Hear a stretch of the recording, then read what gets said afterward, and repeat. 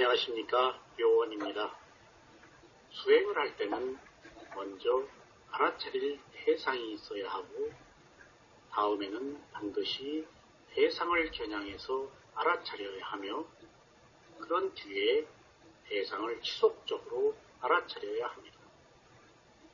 위파사나 수행의 대상은 먼저 자신의 몸과 마음입니다. 마음이 몸을 대상으로 알아차리는 수행을 하거나 또는 마음이 마음을 대상으로 알아차려야 합니다.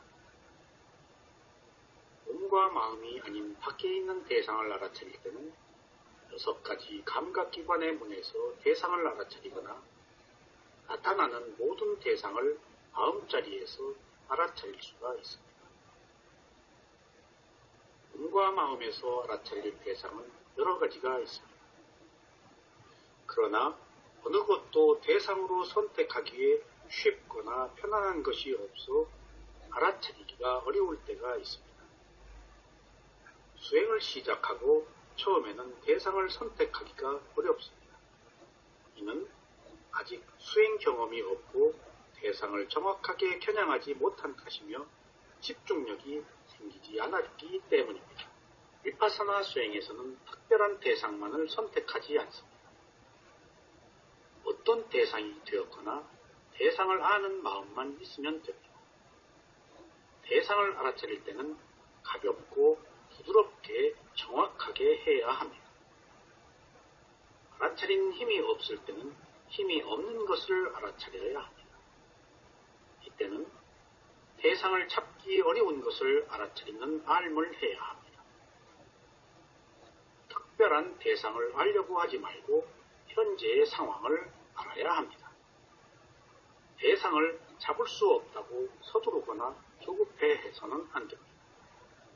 이때는 대상을 잡을 수 없는 현재의 마음을 알아차린 뒤에 몸으로 가서 눈꺼풀, 입술, 손, 엉덩이 등을 차례로 알아차리면서 알아차림을 지속하면 바른 수행을 할 수가 있습니다. 수행자 여러분, 오늘 또 지난 시간에 이어서 공덕이 되지 않는 행, 바꾸어 말하면 불선행에 관해서 말씀을 드리겠습니다. 오늘은 무명과 전도된 인식에 관해서 잠시 말씀을 드리겠습니다. 이 전도된 인식을 전도몽상이라고도 합니다. 무명과 지혜는 서로 배척하는 것처럼 진실과 지혜는 서로 배척합니다. 동료가 아닌 것들은 반발합니다. 그래서 진실을 모르면 거짓을 받아들이고 거짓을 모르면 진실을 받아들입니다.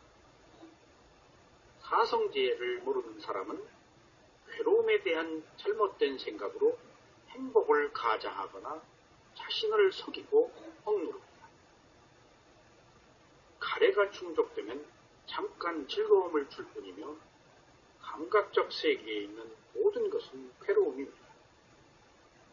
감각 대상은 모두 끊임없이 변하고 불확실하기 마련입니다. 그러나 무지한 사람은 이러한 감각 대상을 좋고 즐거운 것으로 여깁니다. 이런 전도된 인식으로 인해 과거에 행복하다고 여겼던 날들에 대해서 향수를 느끼거나 미래에 대해서 낙관적인 생각을 갖습니다. 여러분, 과거에 사랑했던 연인에 대한 추억도 사실은 괴로운 뿐인데 이것을 즐거움으로 알고 집착해서 계속 생각을 합니다. 수행이란 이것이 괴로움인지를 아는 것입니다. 실제 과거의 즐거움을 기억하고 과거의 연인을 기억하는 것은 연인이 대상이 아니고 그 순간에 연인을 생각하는 그 느낌, 그 즐거움을 대상으로 하는 것이지 결코 거기에 연인은 있지 않습니다. 그것은 단지 기억일 뿐입니다. 함에도 불구하고 우리는 그 느낌을 기억하여 그 느낌을 갖고자 과거에 빠져서 감각적 쾌락을 추구하는 것입니다.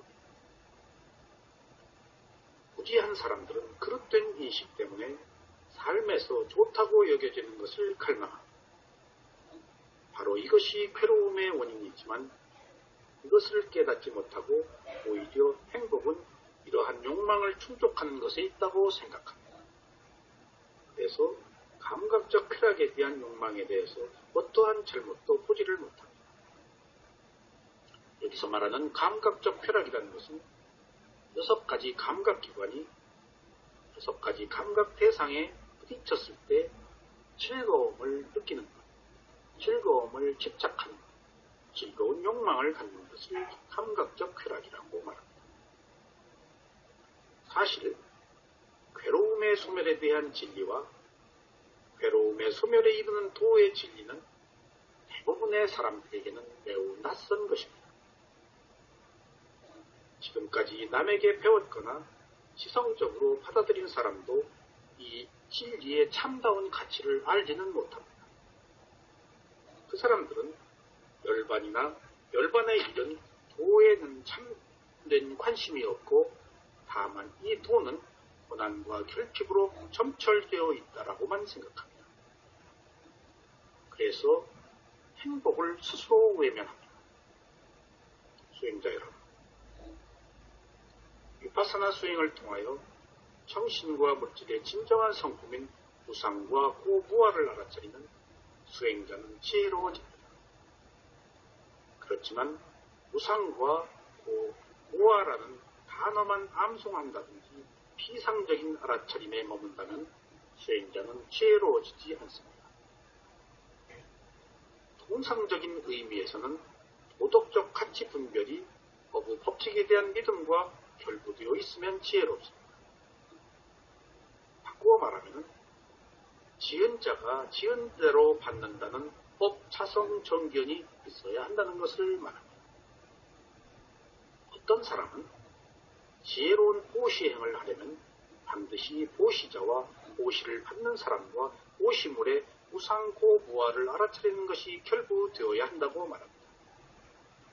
이 견해는 보시를 하고 나서 모든 것의 무상함에 대해서 알아차리라고 언급하고 있는 아타살리니 경에 근거한 견해입니다. 수행자 여러분, 그러나 이것은 보시행을 하기 전이나 한 도중이 아니라 보시를 하고 나서 알아차림에 대한 언급을 말하는 것입니다. 더욱이 그 목적은 보시행을 지혜롭게 하라는 것이 아니라 위파스나 수행을 해서 선업을 지으라는 것입니다. 만약 이러한 알아차림을 전제로 한 보시만이 지혜로운 보시라고 한다면 불자가 아닌 사람이 하는 모든 보시는 지혜롭지 못한 보시라고 해야 할 텐데 이는 터무니없는 이야기입니다. 알아차리지 못해도 보시 자체는 선업입니다. 다만 알아차리고 하는 보시만이 바라는 것이 없기 때문에 더 큰 공덕이 있다는 것을 말합니다. 그래서 먼저 바라더라도 보시를 해야 합니다. 그리고 나서 더 큰 보시는 바라지 않고 하는 것입니다. 처음부터 바라지 않는 보시행을 원하면 아예 바라는 보시행조차 하지 않게 되어서 보시의 싹을 차르는 결과가 될 수도 있습니다. 그래서 모든 것들은 자기 수준에 맞는 단계가 필요한 것들입니다. 고살의 보시에 대한 이야기에는 알아차림에 대한 언급이 없으며 부처님 또한 알아차림이 보시행에 꼭 필요하다라고 말씀하지는 않으셨습니다. 경전에서는 보시를 받는 사람의 정신적 단계에 따라 보시의 과보가 다르다고만 설하고 있으며 이것이 보시를 할 때 우리가 고려해야 될 유일한 가르침인 것입니다. 만약 보시자와 보시를 받는 사람을 무상을 조건으로 하는 정신과 물질이라고 여기면 그 둘은 평등한 관계가 되어버립니다. 그렇게 되면 보시행은 그것을 행하고자 하는 영감과 보시라는 선업에 잠재되어 있는 힘이 적어질 것입니다. 사실 보시의 목적은 위파스나 수행의 알아차림이 아니라 보시자가 그것을 행함으로써 얻는 이익입니다. 그래서 부처님께서는 누구에게 보시를 해야 커다란 이익을 받을 수 있는지를 말씀하셨으며 법에 대한 바른 숙고의 중요성을 지적하셨습니다. 수행자 여러분, 사람들은 자신의 행복을 위해서 악행을 저지릅니다. 그들은 잘 살기 위해서 남을 죽이고 훔치고 강탈하거나 법정에서 거짓 증언을 합니다. 심지어 제 부모를 죽이는 사람조차도 자신들의 목적을 달성하기 위해서 그러한 행동을 합니다. 예를 들면 아자타사투 태자는 왕이 되기 위해서 이미 수행을 해서 수다원이 된 자기의 아버지인 부왕을 죽입니다. 그의 스승인 테와다타의 사주를 받아 부왕을 제거하고 왕위를 차지하면 보다 더 오랫동안 왕으로서의 삶을 즐길 수 있다고 판단했던 것입니다. 수다원인 아버지를 죽인 무거운 죄로 인해서 그는 후회와 불안에 사로잡혀 육체적인 병까지 얻었습니다. 나중에 테와다타는 자기 아들의 손에 죽고 지옥에 떨어져 지금 무간업의 고통을 혹독히 받고 있습니다. 가쿠산나 부처님 당시에 두시라는 마라가 부처님과 승가를 해치려고 갖은 노력을 다했습니다. 하지만 이 목적을 이루지 못하다 마라는 한 사내의 몸에 깃들어 부처님 뒤에 있던 한 상수 제자를 돌로 죽였습니다. 이 끔찍한 악업으로 인해 마라는 그 즉시 31가지 중생계 중에 가장 낮은 무간지옥에 떨어졌습니다. 마라였을 때 그는 중생들을 위해 군림하였지만 무간지옥에서는 지옥지기의 발에 밟히는 신세가 되고 말았던 것입니다. 수행자 여러분, 그렇습니다. 이토록 자신이 저지른 악행은 그 과보가 참혹하기 이를 데 없습니다. 우리는 이제 어떻게 살아야 할지를 알아야 되겠습니다. 우리는 그래서 수행을 해야 합니다. 수행 중에 나타나는 모든 현상은 그것이 와서 보라고 나타나는 것들입니다. 망상은 이것이 있음으로써 와서 보라고 나타난 것입니다. 통증도 이것이 있으므로 와서 보라고 나타난 것입니다. 졸림도 이것이 있으므로 와서 보라고 나타난 것입니다. 감각적 욕망과 악한 의도도 와서 보라고 나타난 것입니다. 어떤 대상이거나 것들은 원인이 있어서 생긴 결과로 이러한 내용을 설명하기 위해 직접 보라고 나타난 것입니다. 이처럼 저 스스로를 드러내어 법의 성품을 보이게 하지만 사람들은 어리석어서 애써 진리를 보지 않으려고 외면합니다. 오히려 대상에 대하여 투정을 하거나 화를 내고 급기한 증오심을 드러내면서 대상을 없애려는 노력만 기울입니다.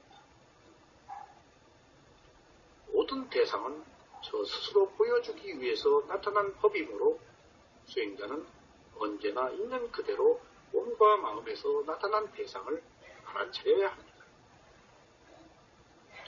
와서 보라고 나타난 대상을 두려워하거나 없애려고 하면 법이 드러내는 성품을 알지 못해 미혹하게 살아야만 합니다. 여러분, 누구나 번뇌가 있지만 번뇌가 있는지 모르는 어리석은 사람이 있고 번뇌가 있는지 아는 현명한 사람이 있습니다. 번뇌가 있는지 아는 사람 중에서 번뇌를 바르게 해결하려는 사람이 있고 번뇌를 불선업으로 해결하려는 사람이 있습니다. 번뇌를 해결하려고 나쁜 방편을 쓰면 더 나빠지지만 해결하려고 하지 않고 있는 그대로 알아차리면 번뇌가 차츰 줄어듭니다. 수행자 여러분, 번뇌가 있는 것을 알고 번뇌가 있는 것을 수용해야 합니다. 번뇌를 알아차리되 단번에 번뇌가 소멸되기를 바라서는 안 됩니다. 번뇌가 소멸되려면 번뇌가 쌓여온 만큼의 시간과 노력이 함께 필요하므로 서두르지 말고 천천히 있는 그대로 알아차려야 합니다. 수행자 여러분, 하늘과 땅은 모든 것을 받아들이지만 저 스스로 뽐내지 않습니다. 비파사나 수행도 내가 있다고 뽐내지 않는 단지 대상을 있는 그대로 알아차리는 수행입니다. 하늘과 땅은 무엇이나 받아들입니다. 비파사나의 알아차림도 하늘과 땅처럼 모든 것들을 있는 그대로 받아들입니다. 수행자 여러분, 오는 사람 막지 말고 가는 사람 잡지 마십시다. 올 사람은 올 이유가 있어서 온 것이며 갈 사람은 갈 이유가 있어서 간 것입니다. 이렇듯 몸과 마음을 알아차릴 때도 오는 것을 막지 말고 가는 것을 잡지 말아야 합니다. 통증, 망상, 졸림, 가려, 괴로움, 슬픔이 왔을 때는 오는 것을 막지 말아야 하며 행복, 기쁨이 가버렸을 때는 가는 것을 잡지 말아야 합니다. 싫은 것을 혐오하거나 좋은 것을 집착하는 것이 괴로움입니다. 이는 오고감을 지켜볼 수 있을 때만이 자유를 얻습니다. 감사합니다.